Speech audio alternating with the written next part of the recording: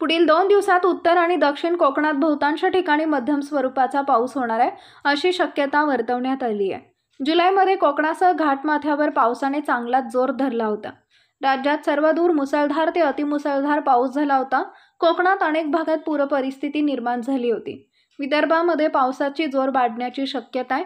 विदर्भातील सर्व जिल्ह्यांमध्ये रविवारी आणि सोमवारी काही भागात जोरदार पावसाचा येलो अलर्ट जारी केला आहे. या 3 दिवसांमध्ये कोकण, मध्य महाराष्ट्र आणि मराठवाड्यात पावसाची उघडीप राहण्याचा अंदाज हवामान विभागाने दिला. हवामान विभागानं दिलेल्या माहितीनुसार आज राज्यातील कोकणातील रायगड जिल्ह्यात पावसाचा येलो अलर्ट जारी करण्यात आलाय.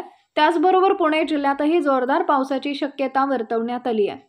तसेच विदर्भातील चंद्रपूर, गडचिरोली, भंडारा, गोंदिया, नागपूर, वर्धा या जिल्ह्यांना पावसाचा येलो अलर्ट जारी करण्यात आलाय. त्यामुळे या जिल्ह्यात जोरदार पावसाची शक्यता आहे.